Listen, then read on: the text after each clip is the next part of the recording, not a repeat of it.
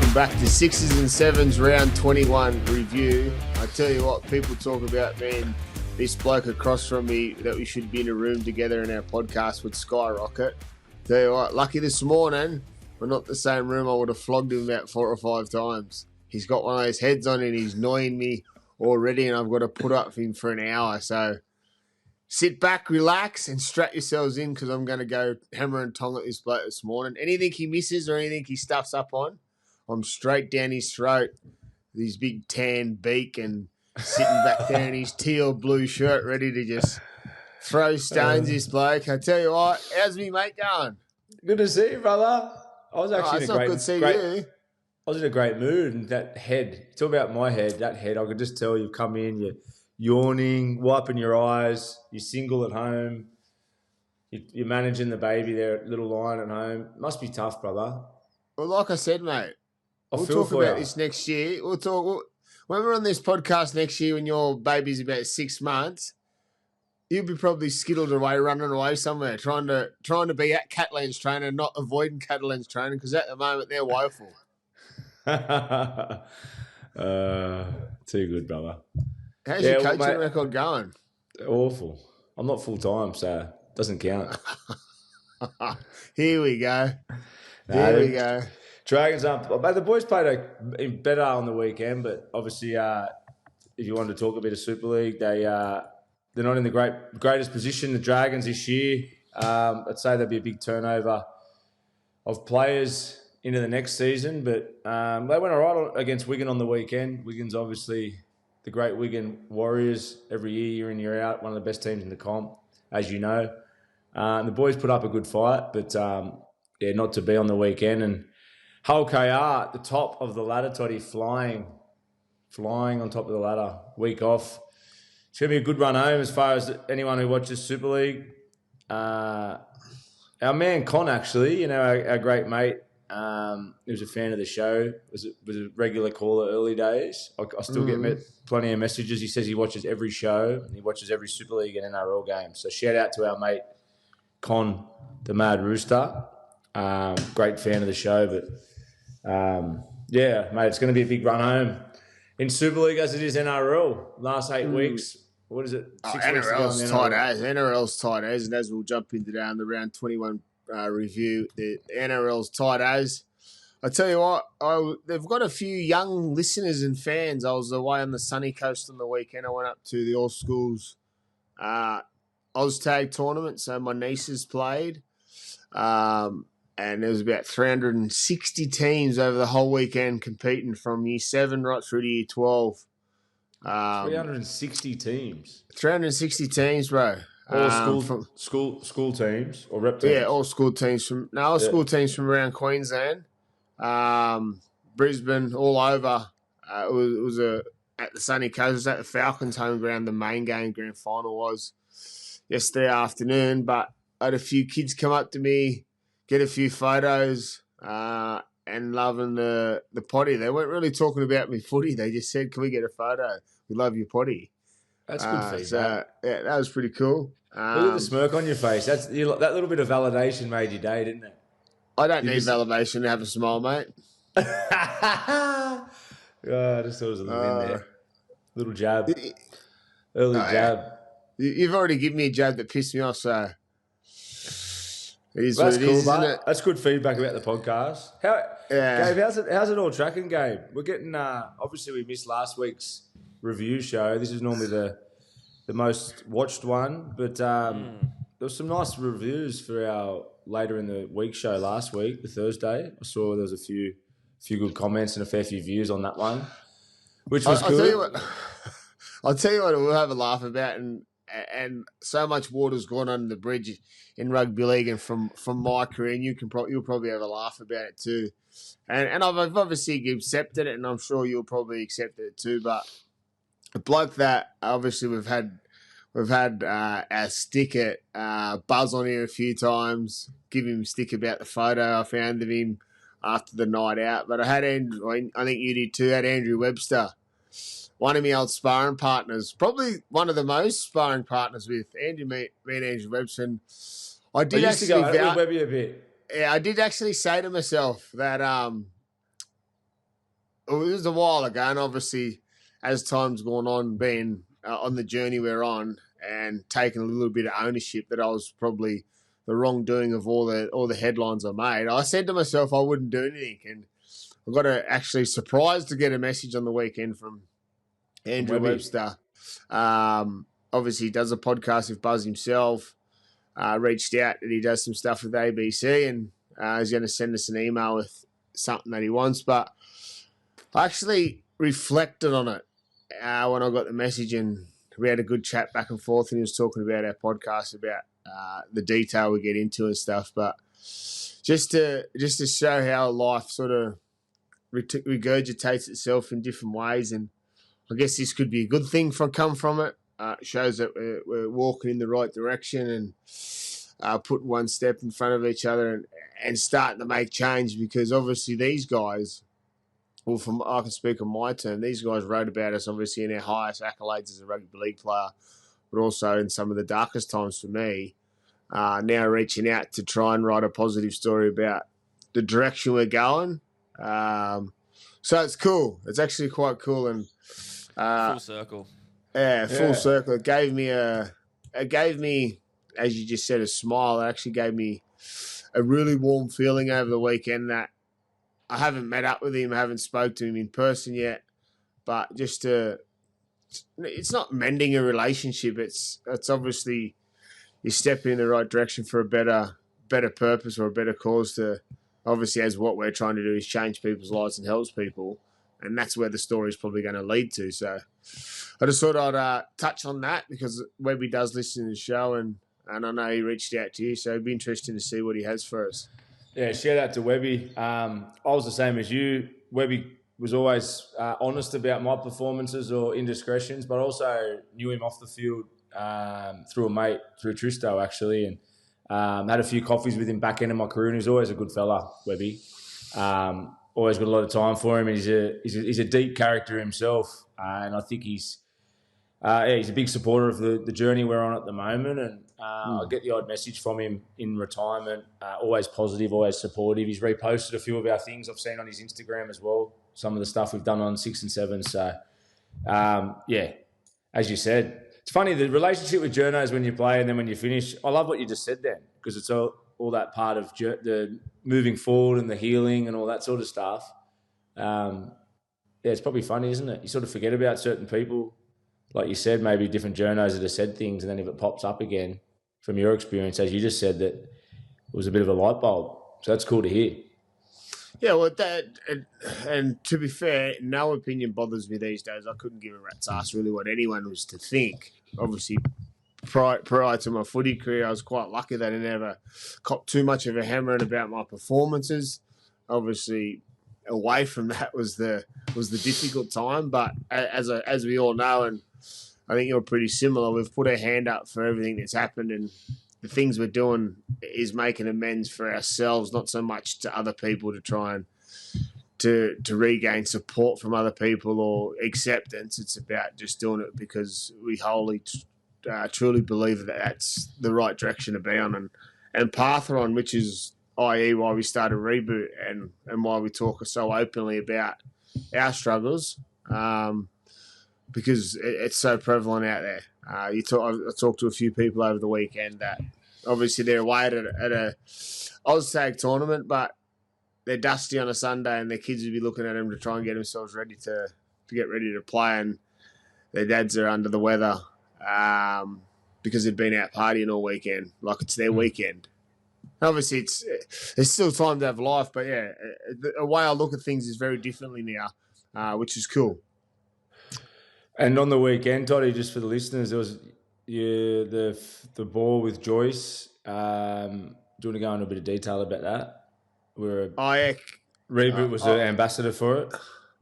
Yeah. So Joyce Campbell, our director one of our directors of the board, the lady behind the actual charity. We run a now non-for-profit charity, which is really cool. So she works for a company called Care Factor.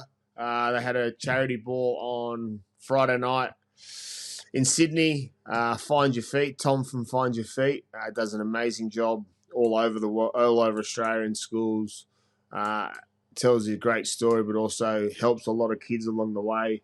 Was the beneficiary of Care Factor. I actually put forward a coaching clinic for 20 boys or girls plus coaches to join. Myself and Roger are going to do that. Raised some really good money for that over the weekend. I was unfortunate I couldn't get there. As we know, I'm stuck here with my little fella, so I couldn't leave him stranded away for a night. He would have had another meltdown.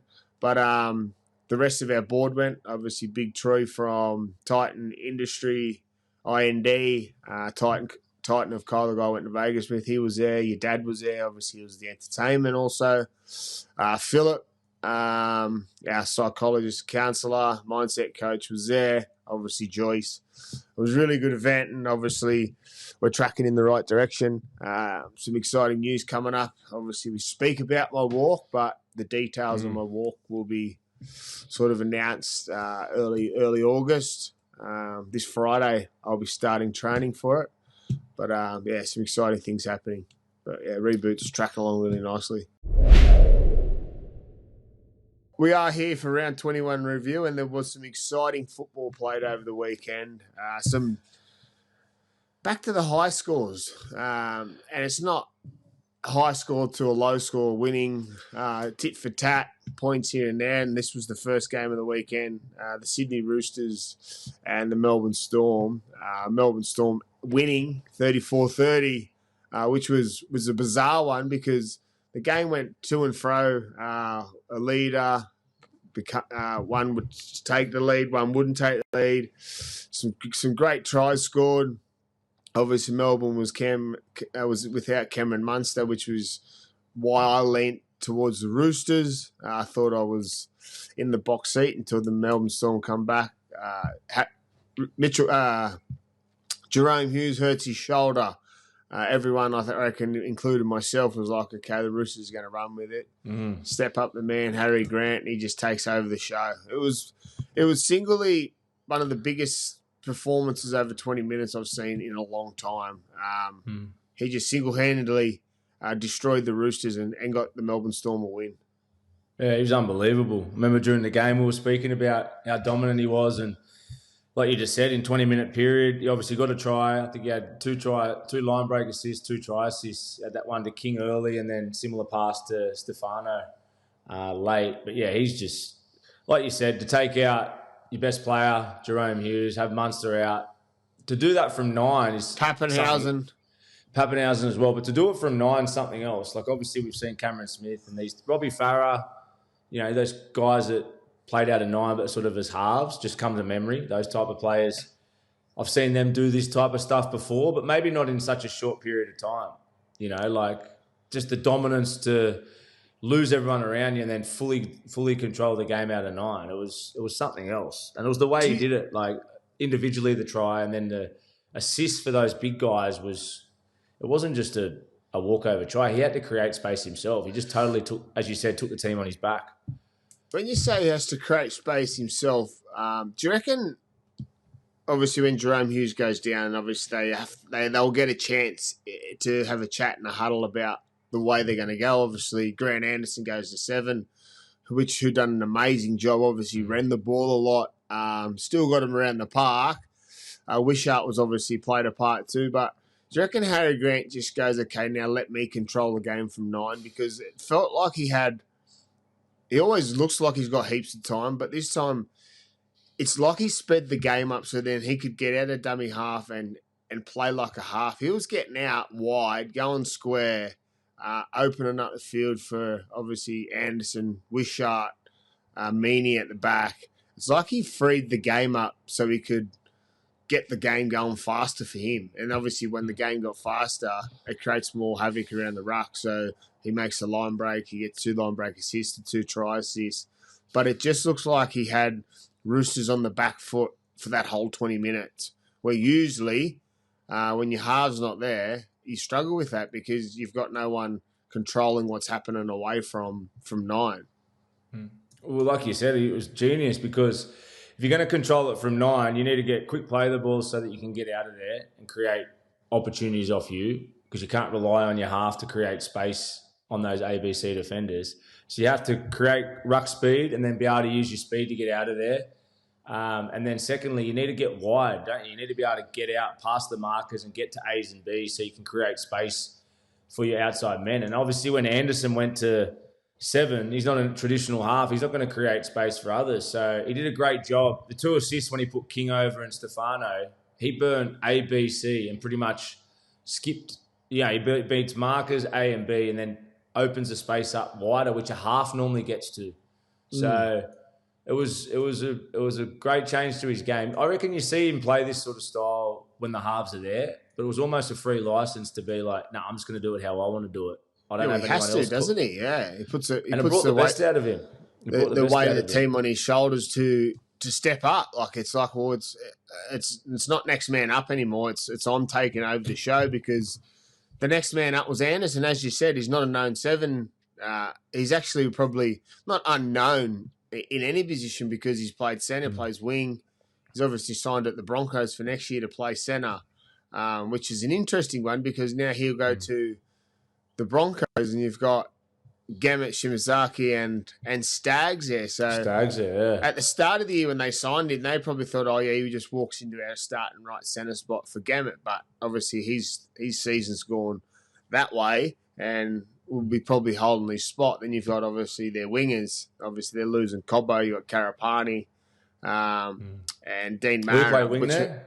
He'll play wing there, he'll probably have to play wing there. But, yeah, what I'm saying is that he's that role. He's just a miss to fix it. And when he went to 7, they probably won't use him there this weekend. They've got Jonah Pezzett, who's been killing it in the lower grades. And then obviously you got Wishart because they'll come back with Munster. Or do they play Pappenhausen there when he comes back? There's obviously options. Or does Meany go to 6 months to go to 7? There are plenty of options, but as you said, it'll be interesting to see how Harry Grant handles who comes in. Does he continue to play the way he played in that 20 minutes because he got results from it?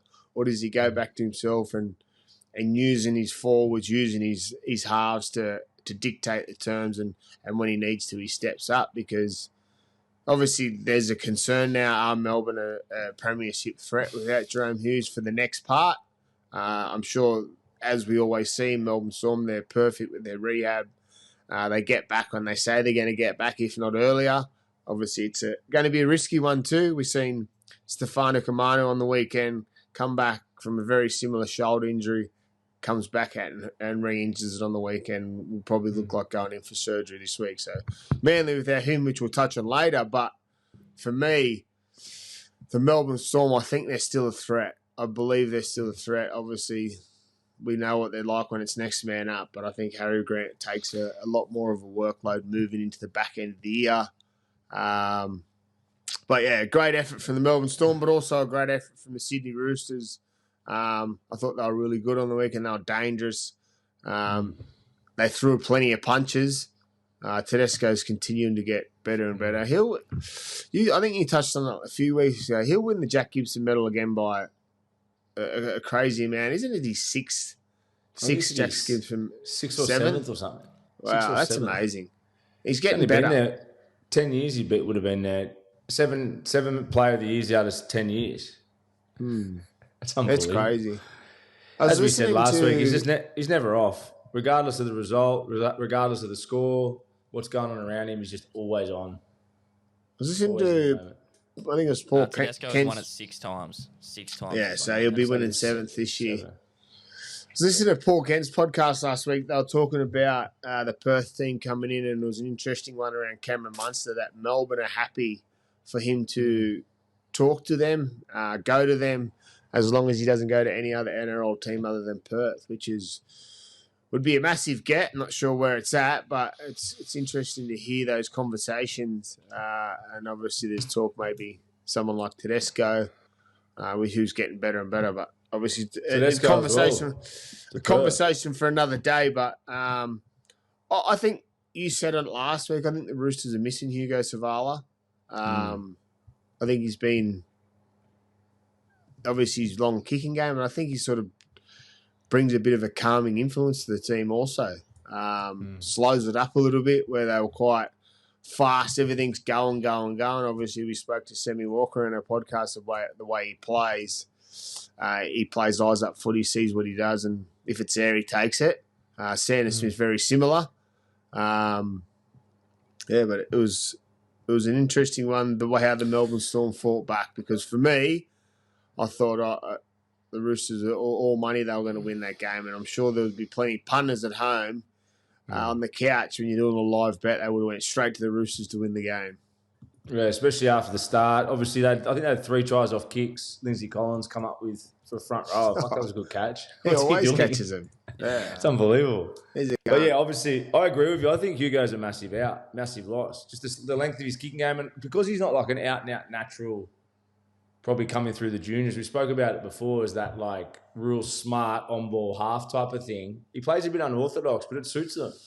Frees them all up. He simplifies his role. He's just got a real simple role. He's a great little support player, big body. So I feel like he's a loss for sure. Obviously, Sanders, a 6, a running 6, looks for, sees his opportunities, uses his running game, and then obviously Walks. We all know what Walks is like. It's all off the cuff. So, yeah, I do believe that they've lost a bit with Hugo out. Roosters are in 10th now, and I think are they 4 points out of the 8, or did some of the results go their way? No, you're right about them being 10th. Yeah. And then 8th, So 8th is the Dolphins, and they're on 24 points, and Roosters are on 22. Yeah. So the results went their favour. It's a tight run for that bottom. It's a tight run to the bottom 8. That's for sure. There's some tough games for lots of teams coming up in those bottom 8 spots. But it's interesting. Obviously, we'll touch on it when you were talking about it the other night about teams chasing teams from the bottom end, but now in the middle end, there's teams chasing teams for the top 4 because we're going to touch on them. Penrith Panthers won 7 in a row now. It's crazy that 7 weeks ago they were on the bottom of the ladder.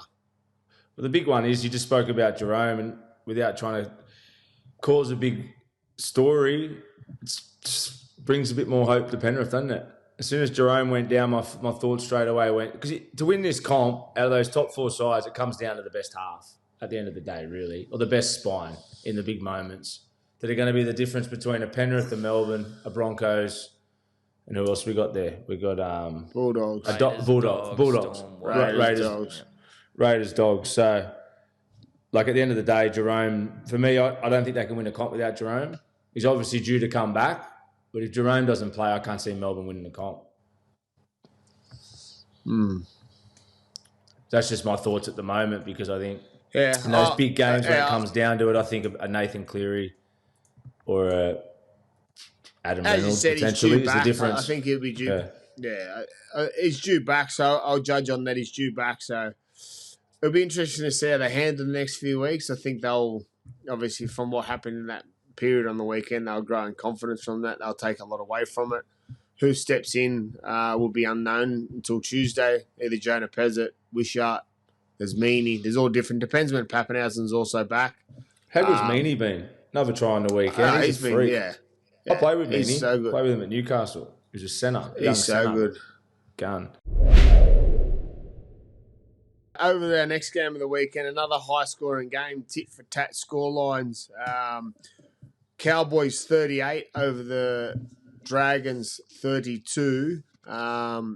This was bizarre again. I commentated the game, the next game after this, Eels versus Broncos. So I was sitting in the comm box at Suncorp waiting for this game to unfold, and I was sitting there having a discussion. One of the TVs that the game was on was behind me, so instead of turning my back and being rude to have a conversation with the people in the comm box, I just didn't bother, because at one point I looked, the Cowboys were out clear. I thought, this is game done. See you later.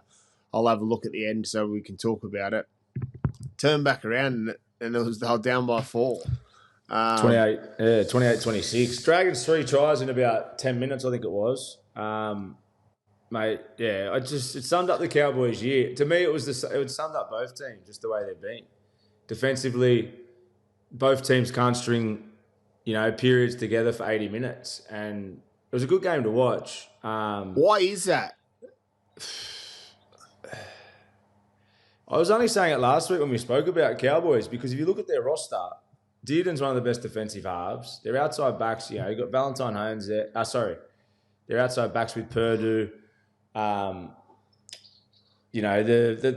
squad of Cowboys in their middles. They got some Origin players thrown in there. Their edge back rolls are pretty good. Scotty Drinkwater defending. Organises a line well. Nanai was the one I was thinking about. Sorry, before. On paper, their rosters, they've got a good defensive team. I don't look at it and go, there's spot players there. So, from a Cowboys point of view, I don't understand.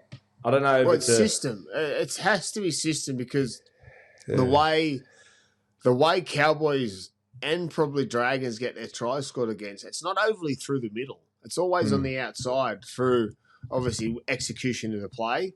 That takes skill. It takes ball out in front. But it always seems, I know when Dragons score their tries on the weekend, they were untouched. Like there wasn't Sloan. How quick Sloan? Yeah, how good is he when he's it's just untouched. Like get on the outside, create an overlap, find space, and then see you later. Obviously, you got to give a pat on the back to Sloan how fast he is. But every time they score, either both team, like when Tommy Dearden went through, that was horrible defense on play 5. Both of them. From a leader too, Cook come up, just got burnt on the outside. Obviously left King Tonga in the mud because he was like, oh, there's no way Cookie's getting burnt, gets burnt on the outside, then Dearden weaves and gets on the outside of him too. So obviously special play from Dearden. Do you think it's more of a, because we've been in teams like this, Brian Smith was a good example of that when it was all about attack when we played, and then you played in different teams when the coach is more around a defence system. Do you think it's that? Do you think Toddy Payton, I don't know Toddy Payton, I love him as a coach. I think he creates his team play a great style of footy, but is it on the coach or is it on the attitude from the players? Because using the Brian Smith analogy, when we were there, everything was always built around what we we're going to do with the ball, and our defence always suffered. And then I've also played in systems when it's the alternative, and you just get results. And as I said, on paper, you just spoke about Cookie. Obviously, Cookie's getting a little bit older, but individually they're all good defenders. But within their system, they look lost at times, especially when the momentum goes against them. Is it a focus too much on attack? I don't think the Dragons would be, because I know Flano more than me. His whole thing's built on grind and work ethic. But for Cowboys, I wonder if they've got a loose mentality to the way they approach their footy. Oh yeah, well, I look at Dragons, as you said. I've worked with Flano, and he's tough. He works on that defensive. So I think for Dragon, it's the management of how they stay in it, knowing when to put the foot down, knowing when to put the foot on the throat. No, not when to put the cue in the rack, but also knowing when it's time. Okay, we're starting to lose a little bit of momentum here, but continue to play footy. Then come up with an error. There's heaps to it. Well, the Dragons issues their halves, isn't it? We spoke about. They obviously got guts. Well, both teams on the can back score foot, they struggle points. to build momentum. Well, Dragons have lost games by 6 or 8 points. They've been in games, so like that's got to come put pressure on, as we said, put pressure on the game managers, because they're just not coming up with something to either close a game or they're chasing a game usually. So it's one of the two, and you can't always just put it on Kyle and Tonga. Like it's hard because they're not the ones always missing the tackles or letting the game get away from them. Well, the thing with the Dragons is didn't we say they've lost about 6 or 7 games by 6 points? Yeah. So if you looked at, like, we're obviously being hard. On the weekend, it was a bad example of poor defence from both teams, momentum swings. But it's been plenty of tight games as well for the Dragons. So, and as I said, I spoke about them at the start of the year, how dogged they were defensively. I believe they were going to make the 8. So it hasn't all been dire straits for Dragons. But for me, they're struggling. They haven't got that 1 or 2 dominant players just to get them over the line in tight games. You turn those 6 points into tight wins because of a little bit extra class. We're probably not speaking about their defence as much. We're talking about how many good close wins they had. Cowboys, for me, on the other hand, there's some issues there, big issues defensively. There's periods 3 times during the year, 3 games in a row, 2 different periods, so over 6 games, they were leaking nearly close to 100 points in those 3 games. Trial form, terrible defence for memory. They came into the season underdone defensively. So, yeah, I don't know what it is there. I'm only speaking on our experiences as players. When your focus is too much on your attack, it has a side effect. If that's the issue, I'm not sure, but there's something that needs to be changed there, because if they get that part of their game right with the athletic bodies they have, and one of the best halves in the game there in Dearden, Purdue out wide with his speed, Drinkwater, the top 6 side there. There's a top 6 side there for sure. Yeah, I'm with you. Both teams obviously will have an early preseason coming up, so they'll have lots to work on. I think that'll be a key focus for both teams to work on for 2026. But this year it's hampered them. It's obviously probably the Cowboys have been probably more of an issue with obviously the big losses. Dragons have been in the balance in most games. Obviously, as we just said, they've lost by 6 or 8 points in a number of games. So obviously they'll look at that and go, probably a season that got away from them if things were different in those parts. But you can't change it. But it's actually a great talking point, because on the weekend, the game was in the balance of both teams, and obviously Cowboys took off and Dragons fought back like they always do. Talking about halves, I actually thought King Tongi had some good touches worth highlighting. He had a nice kick early, put that try in for Corey Allen on the left. Just had some good touches. So doesn't sort of get spoke about a whole lot, but yeah, I thought he was solid. I thought he went well. Well, they obviously see something that he's doing well. Obviously, I don't know where they're at with it, because obviously there's talk that they're trying to sign Adam Dewey. If you're signing Adam Dewey, you're getting him to go there as a 6. So they've got, if they were to get Adam Dewey, they'd have Adam Dewey, Tonga, Kyle Flanagan. You've got Lachlan Ilias already there. You've got Atkinson going there from Cronulla next year. So there's 5 players that are in similar positions, and the only natural 7 out of them 5, I believe, is Lachlan Ilias, and I think that's the issue at the moment. It's not a 6. I think the other 4 are all 6s. I agree with you when all you said 14s. Dewey doesn't. I think Dewey adds a bit as a 6, but as you just said, it's not going to change the game management, is it? Over to our next game, one team that doesn't have an issue with game management is the Parramatta Eels 22 over the Brisbane Broncos 20. Mitchell Moses was welcomed back this weekend from another layoff. I said it in commentary, and I'll say it here again this morning. The Eels would be a completely different team in a different position on the ladder if they had a fully fit Mitchell Moses. And I tell you what, I didn't want to talk about Origin, but we would have the Shield back in New South Wales if Mitchell Moses was fit during Origin, because on the weekend, I was talking about it because I commentated this one live, and my concerns for the Broncos was if they get in a battle with Mitchell Moses, it's like the old style foursome backs. The game was played down this end and the game down this end. Both great kicking games, but Mitchell Moses, they just went relentless with get to the end of the set, kick long, make him come out. The kick chase from the Parramatta Eels was unbelievable. They forced Brisbane to... The first half was so tight, so it was tit for tat. It went 2-0, 2-all, 8-6, 8-2, 8-all. You couldn't break them. And at halftime, I thought, the Broncos will come out. But I did say the Broncos would need to try something different to break the Parramatta Eels, because Mitchell Moses, they were just going to stick to the grind, get the kicking game, make them turn around, let someone make the error first. Broncos first set after halftime, try and play a bit of footy, error. All of a sudden, Eels score some tries, get away on the Broncos, and it's all on the back of Mitch Moses' kicking game. He just kicks long, kicks him to death, and then once he's got the ball on the back of the momentum of errors, he comes up with big plays. He took the Brisbane Broncos forwards out of it from the length of his kicking game, because how far it goes, by play 3, the Broncos forwards are only just getting back, where usually when the Broncos are in, Payne, Haas and Carrigan are taking play 2, play 3 carry, and sometimes play 5. On the weekend, the outside backs for the Broncos had to take play 1, play 2, play 3, because where they'll start in their sets. So it takes out the whole power of the Brisbane Broncos. Yeah, that's mad. It's good coming from you. Obviously, being live would have been great to watch. Obviously, that Oh, forces mate, back. it's just watching him.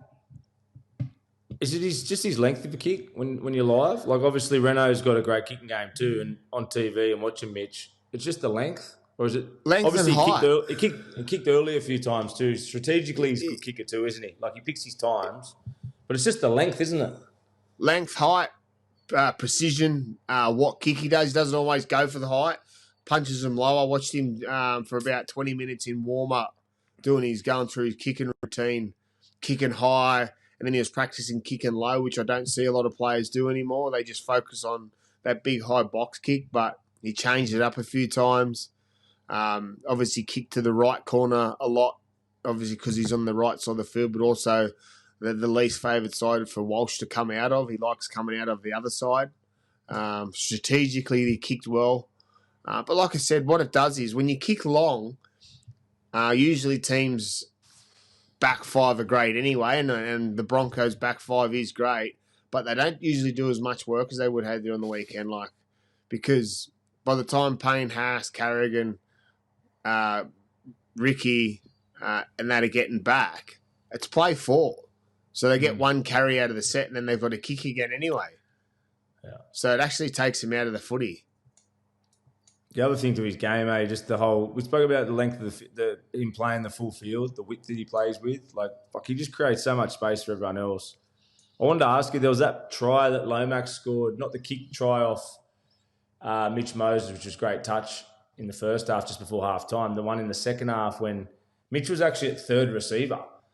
So he spoke about the length of the field. He doesn't only play on the ball. There was a time they played sort of double cross plays. He ended up catching it third receiver on the right edge, passed a nice little early ball to the centre, then hit Lomax. You know that try down the right Russell, edge? Yeah. Off What Russell, they done all weekend, early on in the game, obviously Mitch stands wide. Obviously his focus in that game would have been to get to the end of the sets, kick long. Walker was the one creating all the change of direction, playing out the back. But it was nice and early bringing the Broncos up. And I explained it during commentary when the Lomax try was scored. They were putting pressure on, obviously, the bloke out the back. The Broncos' D is always up. And obviously you got Staggs on one centre, Gammett the other centre, both good defensive centres. So they're hard to actually break. But what it was doing is Dylan Walker was going deep in the line, playing long out the back.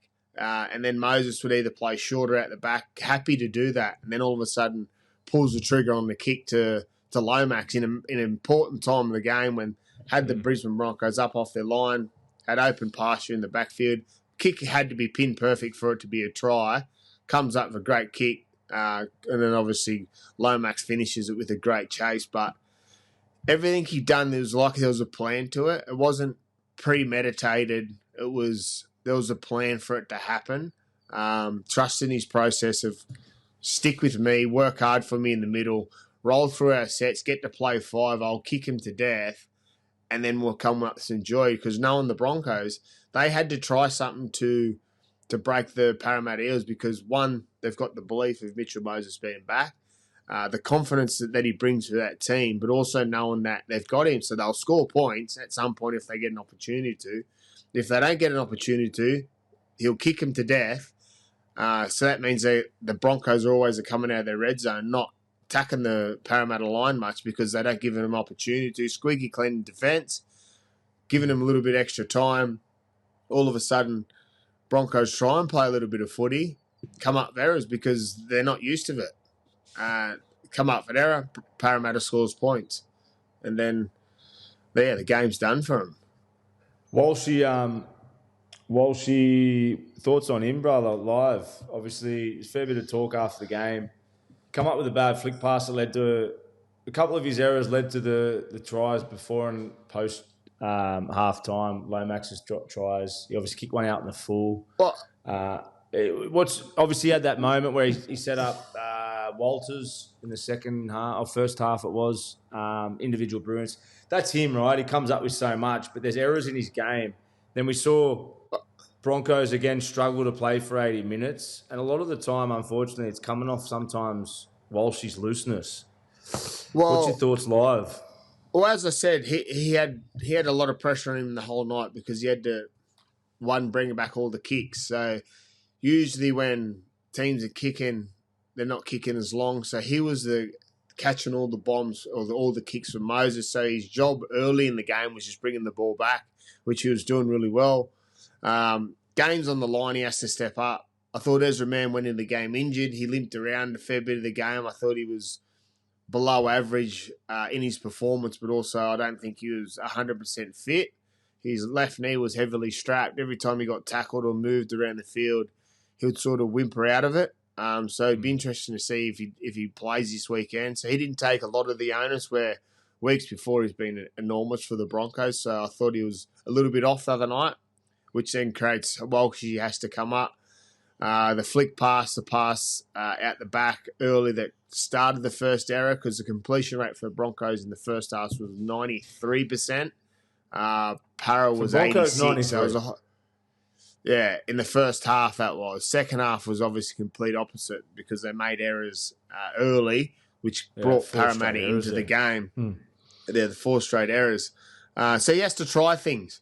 And that's probably a game plan for Parramatta. Let's get him into the trenches and make him work hard.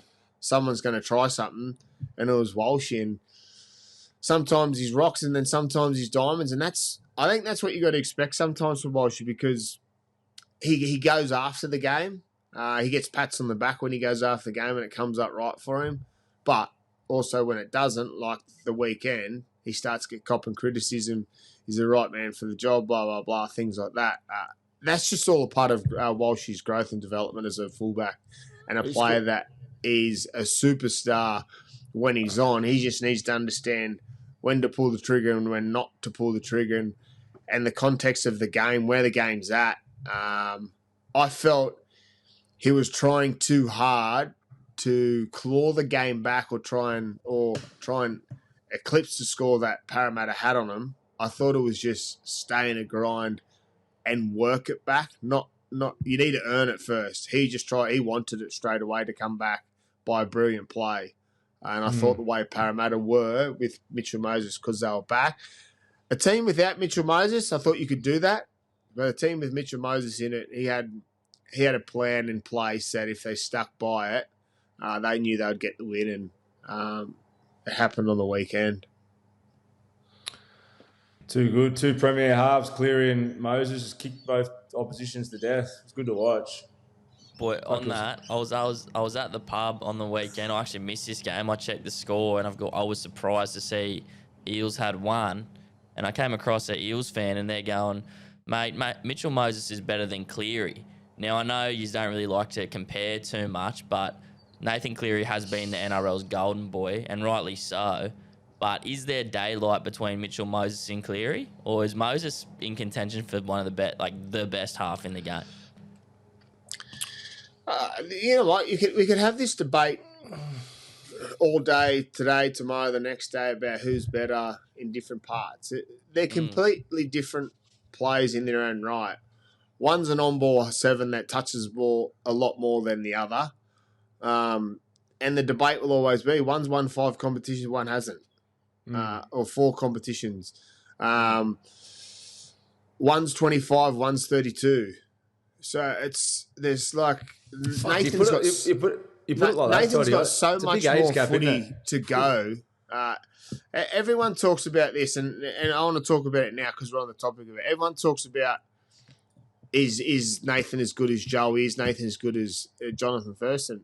At 25, Joey and JT hadn't won 4 premierships, hadn't won 3 Origin series. Like we'll talk about Nathan when he's 32, 33, and on how good he is and what he's done in the game. We're talking about a player that's 25 years or 26 years old. 26 or something, yeah. 26, 27. But he's not near 30, that's for sure.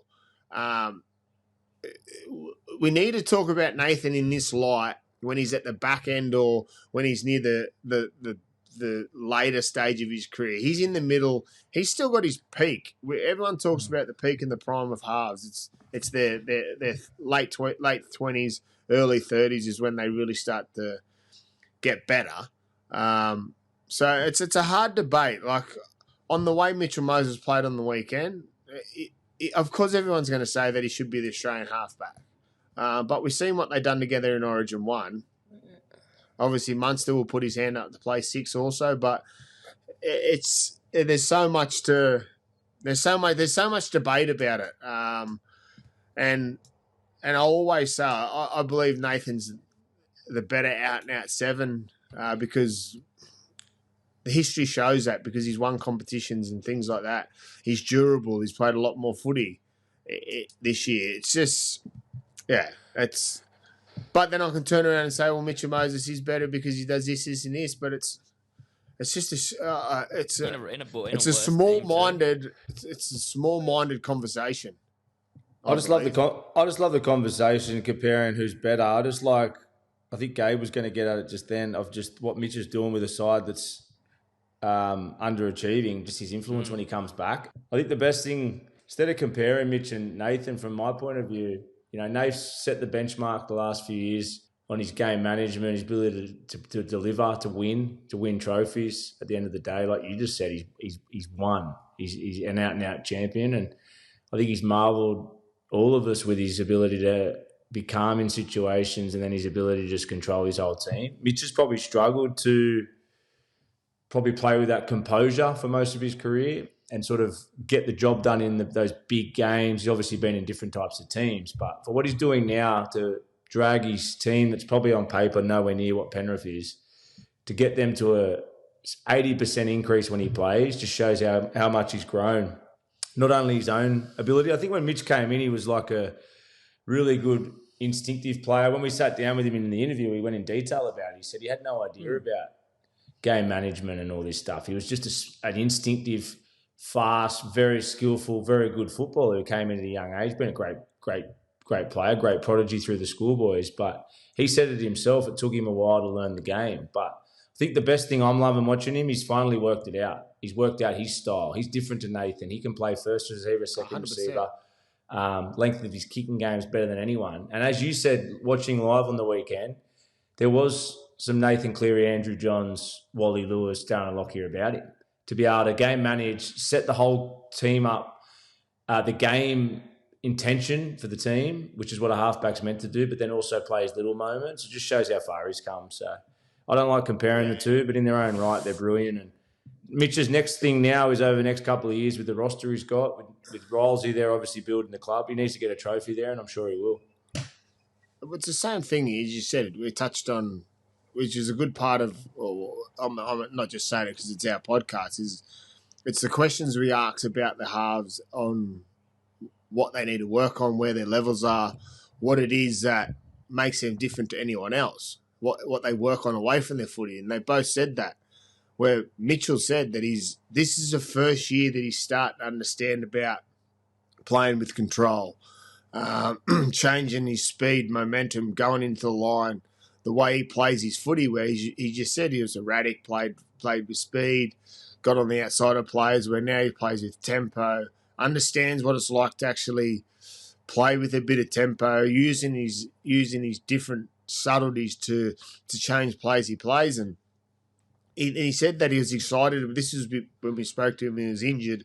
He was about to come back. He was excited to see where his footy would go to.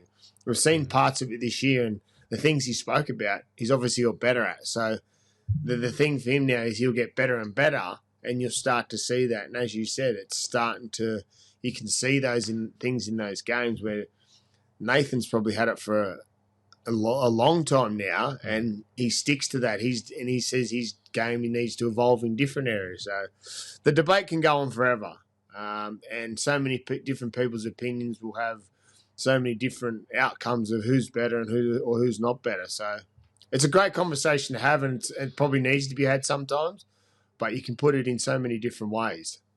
Not talking about Origin again, Toddy, but it's good to have two of the best playing for us. Talking about they're going to be sparring partners of who's the number 1 7 in the game. they're going to have that little challenge. You know, Steve Wilder, you know, Joey and Alfie and Steve Wilders and Ricky Stewart. You know, there's been these challenges throughout history, but it's just great to have two of them. They're one of us, mate. How good's that? It's normally Queensland. They had the Thurston, Lockyer, Cooper. They had them all. Now it's our time, brother. Well, it's over to the next game. The Gold Coast Titans outright winners 24 over the New Zealand Warriors 16. Massive achievement, not for a player, but for a coach. Desi Hasler coached his 500th game over the weekend, and his team got up for him. Was well needed, been a tough time for Desi and the Titans this year, but to get a win across the ditch was a massive one. There's obviously been question marks for the Warriors over the last few weeks, losing Luke Metcalf. A week after they lost him, Tanner Boyd comes in. They pulled the pants down of the team they played. They had a really good performance. They got away with a lucky one last week against Newcastle, but this weekend, the Titans, they just went over there, ambushed them, got away with it, and come home with a great win. And our great mate, Kieran Foran, delivered on a few passes, one that you want to touch on because he did speak about it during his podcast on here. So over to you, Mitch. Yeah, I suppose Gabe will get some audio hopefully off the podcast we did. It was just interesting because Kieran spoke on the podcast in detail, and hopefully after this, when he puts the clip up, there'll be a bit of audio of what Kieran said. He spoke about the blockages. He went in this bit deep, didn't he? He was going deep, Fozzo, and spoke about blockages in his game and different a mindset coach that he worked with that was unblocking the fears of different things that were holding him back. And the long ball to the winger was one of the things he spoke about in detail. So have a listen at the audio of what Kieran said and watch the pass. And it's a great lesson for young kids. He didn't have any fear for long passes yesterday on the weekend, that's for sure, because it was a jam. It was an absolute jam. Brimson got one himself. They had a bit of joy on that edge. I thought the edge of the right edge of Capewell, Tanner Boyd, and DWZ they get a bit vulnerable on that edge sometimes. It wasn't just this game. Obviously, Boyd's only been in there for a short period of time. There's a few new combinations, but I thought they showed a bit of vulnerability on that edge. I thought it ended up costing them the game. There was obviously that pass from Kieran. Brimson had one early. They just looked a little bit erratic around that right edge on the weekend. Well, that would come down to the cohesion, wouldn't it? They've had Luke Metcalf there all pre-season, right up to round whatever it was when he got injured, round 19. So they've had him for 19 rounds plus all pre-season. Obviously, Tanner Boyd's new to the system, been at the Warriors only for this year, so he's new to that system. Luke Capewell's the same, obviously swaps in and out, back row centre, things like that. And then Dallin's a shooter. So Kieran would have had that in the textbook, in his notebook going into the game, that if we can get this play on right, we know that Tanner will come up out of the line, sit a little bit, Capes will make a decision on what Tanner does, and then Dallin makes a decision on what Capewell does. And that's shoot. When he needs to, they obviously had the overlap.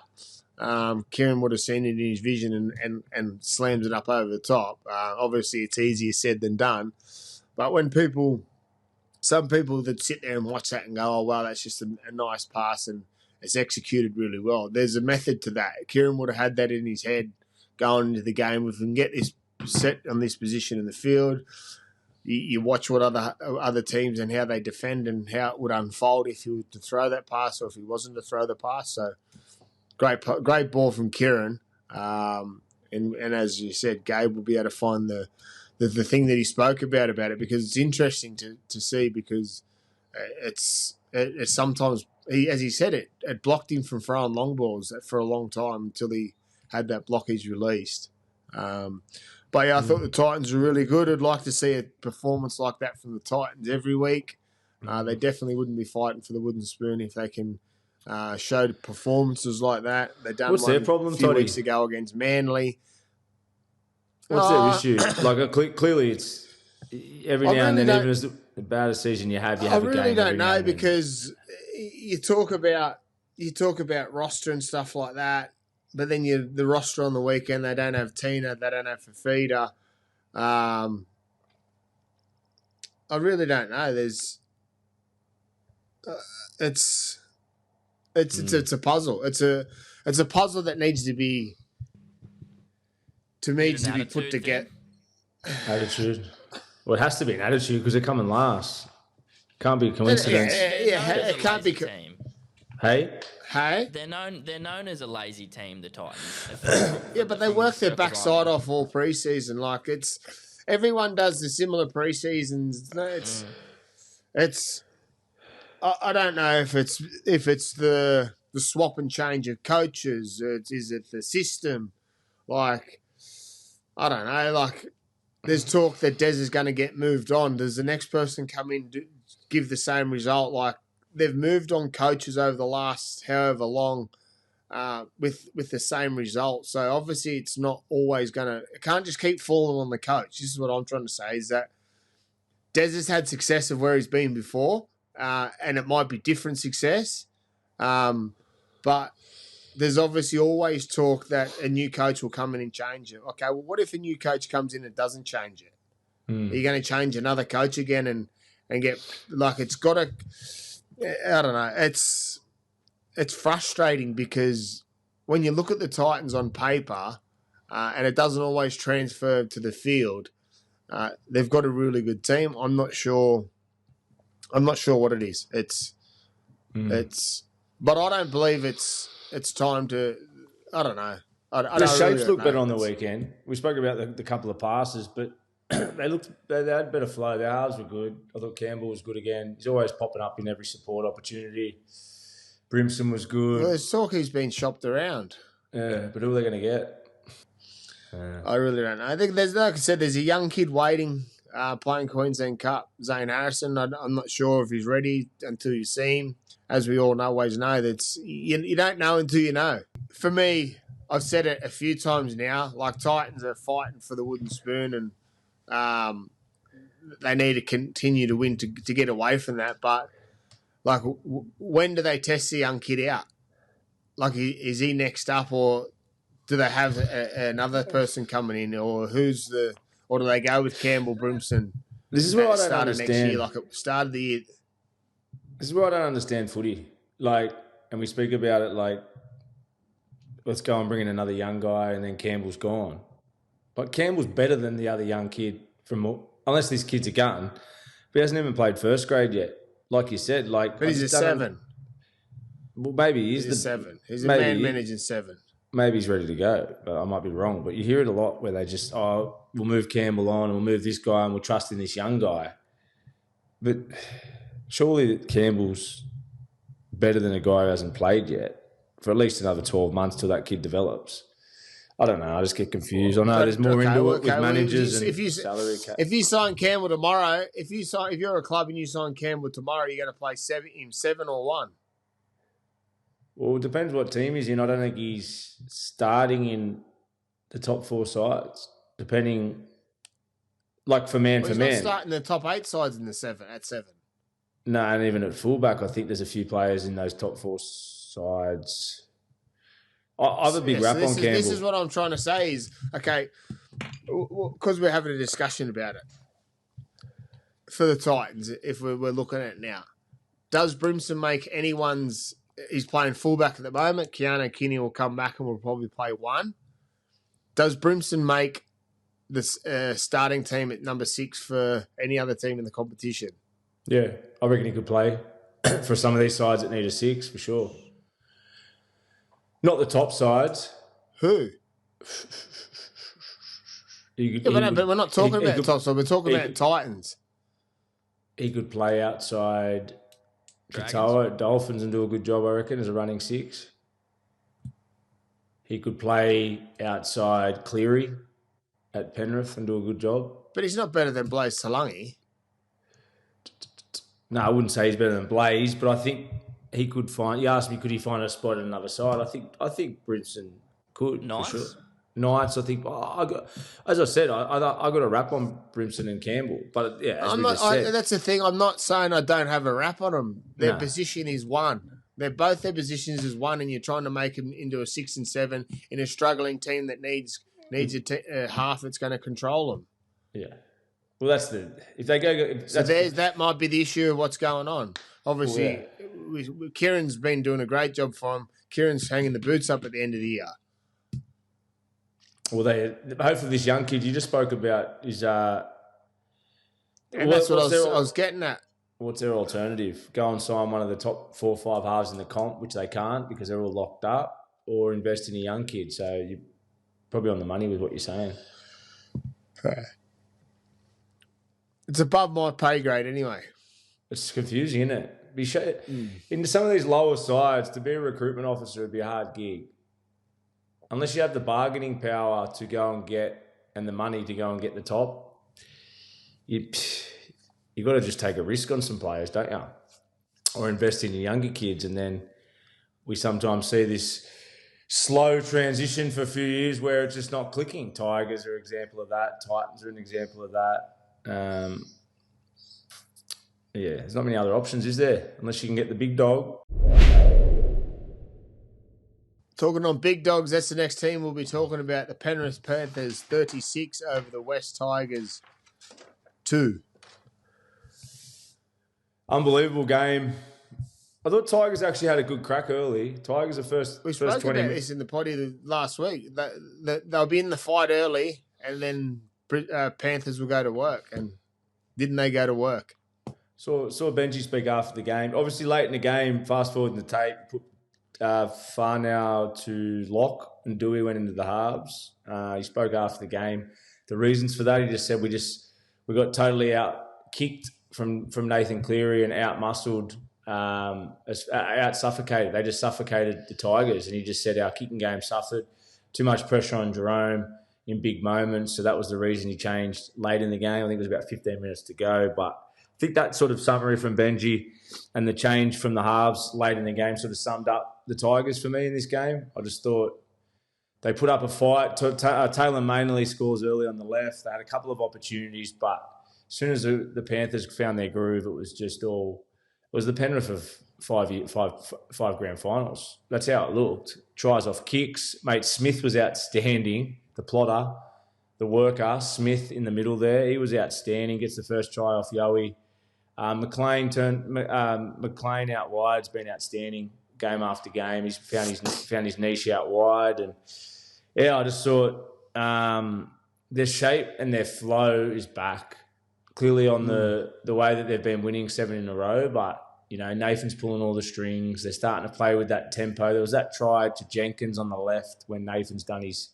It looked slow motion again. It was that double drop to block to fucking out the back to then Blaze to Langy's part. It's just no one does it better than them, and it's like it's all starting to click again. They obviously had some teething problems at the start with expectation, with change of players, change of leaders, new halves. Obviously Blaze there, but he just starting to look comfortable, Blaze. They're trotting 7 in a row going into a Titans, into Newcastle. Yeah. Mate, into Melbourne Storm. There's something about him again, just Fuck the look. Me. I know. There's something about him with their swagger, the way they're moving, like everyone's moving. Nathan's back goal kicking 6 from 6 on the weekend. The grubber, Toddy. Let's talk about the grubber. I want you to talk about it. The grubber, you had a great grubber. Talk about that grubber. Well, the grubber. I had a great grubber. I was forced into grubber where Nathan on the weekend. A lot of players, when you watch players kick, they're forced into a grubber because their other options are gone. Where Nathan on the weekend used that as his trump.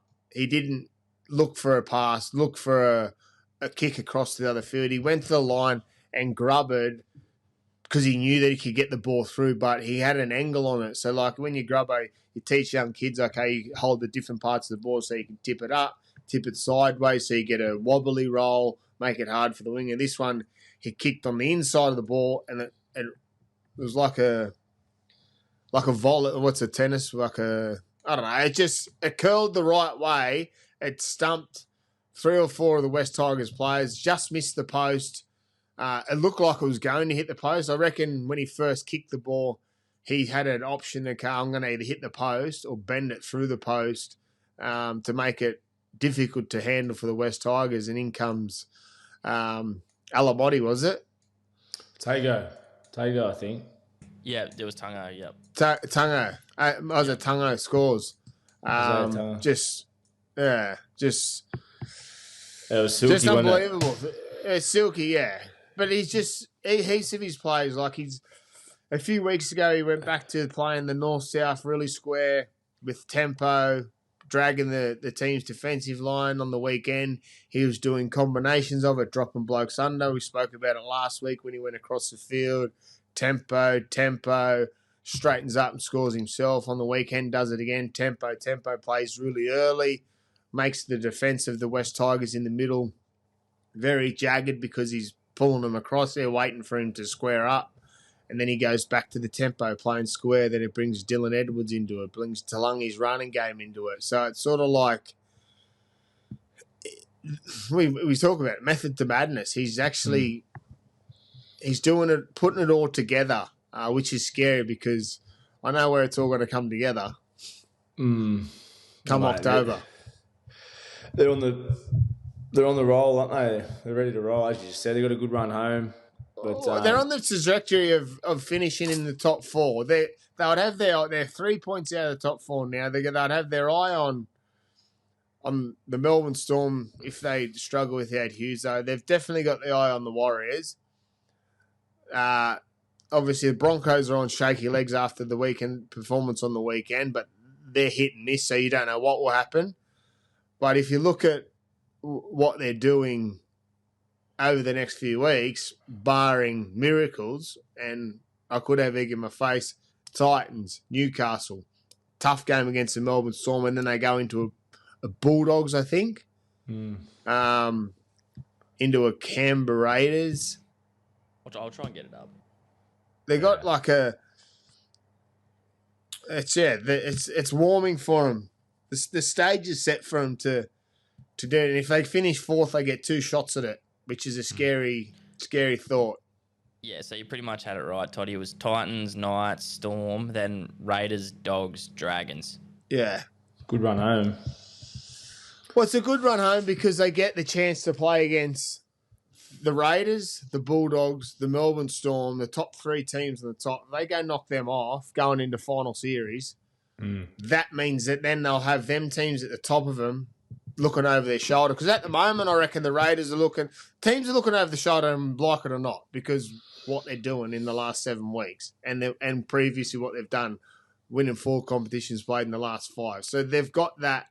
But at the start of the year, they're like, oh, Penrith are done, like everyone could have been saying, blah, blah, blah. But then now, if they go over and knock these teams off in the back end of the year, it's a game changer. Yeah, I know neither of you is a betting man, but they're about $5.50 to win the grand final, tied with the Bulldogs. So, yeah, we'll get to the Bulldogs in a sec. They were good on the weekend. Wow. Over the next games, we've got the Cronulla Sharks 14 over the South Sydney Rabbitohs 12. I like that Cronulla won this. It wasn't pretty. We spoke about that they're tracking wins, and that's what you need to do, I think, at this time of the year to keep confidence. Obviously, South stayed in the fight. They tried hard, but the Sharkies, like I said, it wasn't pretty, but the 2 points is 2 points at this time of the year, and it keeps them in check with the top 8. Do they throw any punches in the back end of the season when it comes finals time, Mitch? I feel like the Sharks dropped to South's level on the weekend. I feel like they were a way better team. Mulatano was great, I thought. Missed a couple of opportunities. Forward pass to him. Ramian got held up early. Nico Hines scores early off a scrum. Disallowed try. So it was one of those games where it could have been a 30-point blowout. And it just was. We've all played in those games where you're just there and you know you're going to win, or you feel you're going to win, and then all of a sudden it comes down to the wire and you sort of find yourself in a tricky situation. I thought they were a way better side. As I said, missed opportunities. South sort of come up with a few unpredictable things that kept them in the game. And obviously, yeah, that late try. Who's got that late try? It was off Hubner short ball. Anyway, the late try for Souths was Totola. It was touch and go. That the put down there, it was a bit Could have gone either way, but yeah, it was just for me, it was a stop-start game from Cronulla. I think it was just they would have been happy with the 2 points in the end and missed plenty of opportunities. Brayley obviously was big again. I thought, as I said, Mulatano was big. Big moment in the game. White on Rudolph. He'll be out for a week, you'd think, with the concussion. Or you reckon he'll be okay? Obviously got the 10. He'll be out for be interesting to see. Depends what the turnaround is. I think Whiten's looking at 3 weeks. They're going to fight it. Did Lewis Dodd get dragged? Lewis Dodd come up with a massive tackle, so hats off to him on Rayman. That's not an easy tackle for a little fella, but did he get hooked? Did he? What do you mean by dragged? Like, did he get taken off? Did he play 80? Yeah, I actually don't know. I don't think he did. Nah. See if I can find it. But yeah, Cronulla for me was that's probably the most frustrating thing for Cronulla and their fans is there's too many games like this year. You know, we saw him clinical the last couple of weeks when Nico's been playing better, hasn't he? He's running games. Hats off to him. Give him a little compliment. He's looking. He's running at the right times again. So even on the weekend, he had a couple of nice touches. But yeah, just that stop-start, struggling to have the foot on the throat for 80 minutes week in, week out. Cronulla just haven't found that yet. And that's, for me, that's a summary of the way this game was. Stop-start, missed opportunities. He did get dragged, yeah. And then 68 minutes. He might be on a plane, the big fella.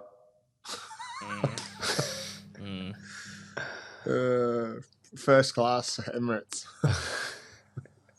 Straight to the Catalans. The Sharks, I think they'll limp into the finals, but the pleasing part is that players are starting to find form. I thought Nico's been great the last few weeks. He was good again on the weekend, as you said, running the ball.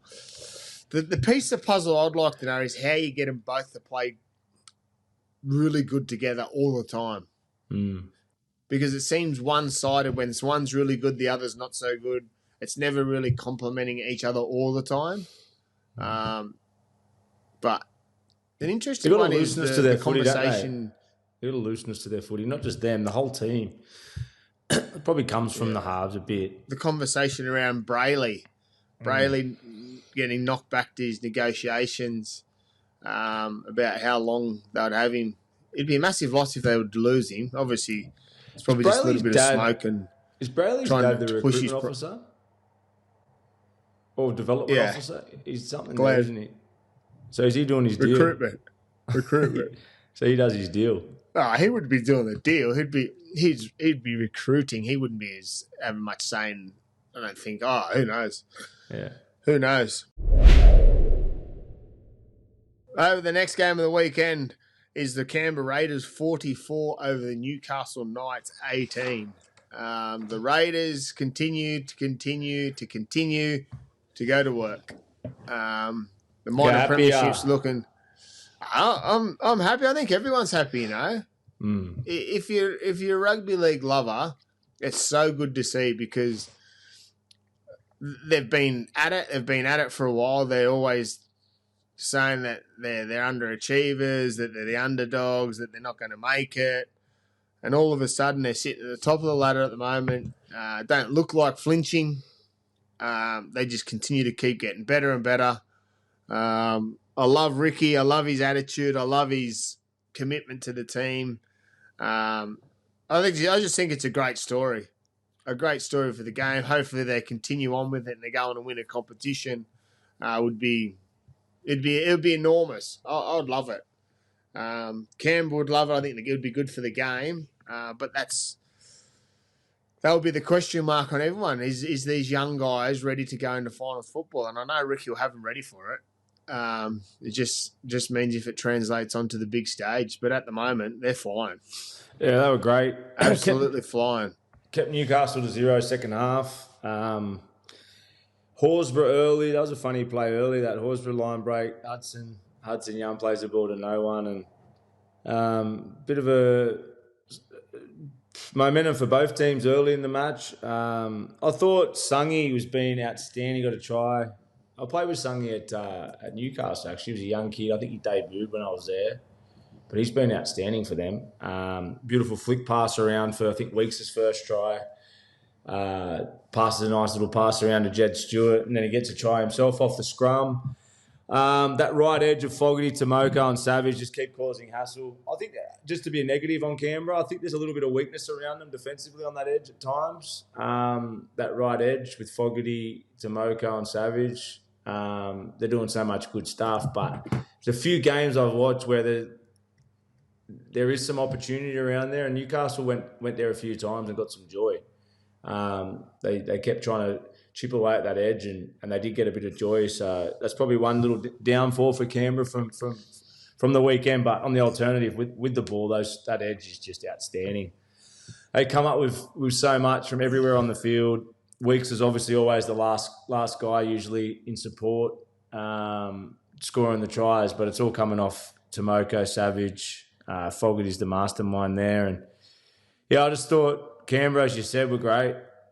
Too good in the end, and Sticky would have been happy with the nil scoreline that second half. I thought errors probably kept Newcastle in the game early. Anytime Canberra made an error, Newcastle made them suffer. But yeah, I thought Canberra too good, as you said, and they're in a red hot spot. They got the full package really, and with the injury to Jerome Hughes in Melbourne. There's an opportunity there for him to go after this next 5 weeks and try and get that minor premiership. Our last game of the weekend was the Bulldogs, 42 over Manly 4. This was my cheddar. And you know what? Early on in the game, it was 6-0 for a while. Manly had... I reckon Bulldogs are waiting to... Not waiting, sorry, because it doesn't play like that. But there was opportunities for Manly to pounce, but obviously the defensive efforts from the Bulldogs held them out, and they didn't. They scored late in the first half to make it 6-4 halftime or 12-4 halftime. Sorry, I thought there was a bit of hope. Then after halftime, the floodgates opened. The Dogs went to work. I thought Lachlan Galvin was in everything early in the first half. He was running the ball a lot. I like him better on the right side of the field. I think when he plays left side, he goes sideways. Plays square on the right, doesn't he? Yeah, because he's that natural. He kicks across that way, but when he's on the right side, he squares himself up, which obviously complements the way they play. It squares them up, and obviously Crichton's a beneficiary of that. But I thought, yeah, they were just too strong. They just held them out, and when it was ready to pounce, they just let the floodgates open and just trampled Manly in there. And I think Manly might be a chance of falling out of the 8. They're one team I think that will have a tough back end of the year. Obviously, Olakawatu will be gone again. I like Hopewadi at fullback. I just think they miss a pass when he's there. Come up with a few errors on the weekend with his last pass. Well, but they're at he gets ninth now, Toddy. He gets through a lot of work. Yeah, well, there you go. So they've fallen out of the 8 now. I think it would be tough for him to get back in. Yeah, 1,000th game, club win for the Dogs. I think it was their 30-year 95 grand final reunion. 22 offloads for the game, 11 each half, which is unusual for the Dogs. 10 of them for Carraz. Carraz, yeah. He's different when it comes to offloads. How good's he? Mate, he's unbelievable. I just love the balance of that right edge. They got some of the footy that Crichton last pass to Carraz on the right. And then obviously Bronson Cherry on the left there. It's just such a dynamic team. It's a powerhouse team. And when they get the balance right, I can see him holding up a trophy. I really can. I think you spoke about Galvin playing more square. I thought on the right, I was actually really impressed with how square he played. There's a couple of those nice plays that just super slick on the right. That's what I mean, yeah. I do agree with you. It's finding the right play that suits him. They obviously dropped Bronson Cherry under on his try under the post, which while he's learning his craft, it's not a bad option, is it? Similar to how you played, where you played more overs and drop guys under. Maybe that's where they'll get to, play to what they've got. You obviously... Well, dropping blokes under gives him control. I speak about it heaps. I speak about the young kids. If you feel that you're losing control of the team and you can't control what's going on and you want to take control, don't play out. Play under. Drop blokes under so the ball stays in where you need it to be. gives you grip on on control of where the team goes. If you start passing this way or passing that way, and the ball goes away from you, that means you've then got to chase the ball. And then when you chase the ball, you go bypass so many other players. But if you drop blokes under, you've just got blokes next to you. Creates one-on-ones too, doesn't it? Like at times where they can get offloads. Gives you options to run. Options to run with his speed as well. But I thought Manly were pretty brutal in this game. I thought it was a high quality game of footy, and I like the style the Dogs played with. I just thought they came up with opportunities when they needed to, and Burton just took full control. I think he ran for about 200 metres. Burton. Tracy was good again. That was a good tackle off fucking Tracy Hopper. Fuck, that was good. Speed. Yeah. Speed from Tracy, but what a tackle. But yeah, Olakawada is a big loss for Manly, and we just spoke about being surprised last couple of weeks about Manly being in the top 8. As you just said, then I can easily see him starting to slide again after another couple of losses if they're not great the next few weeks. But yeah, Dogs. Saw Serraldo's interview after the game, watched the press conference as well. He spoke about, he sort of had a giggle that he said, we were trying to work ourselves out 2 days before the game that we went and had to strip everything back to basics. So I think they were pretty happy with how they played. They've got some good players. They've got players that can come up with big plays. We said it was more around the halves. We said it was more around the halves that we're still... So obviously you can see that there's still some teething problems and they're having some issues. But if they go back to basics... Worked for them on the weekend. Yeah, so they need to fix those issues before finals start, because as we know, they're going to come up against some classy outfits come finals time. If they're having those issues, then I think it's a concern. But at the moment, the Dogs are doing the right things. That's a round 21 review done and dusted. Have a great week, and we'll see you all for our round 22 preview. Thanks for listening. The footy nerds, we love yous, and keep supporting.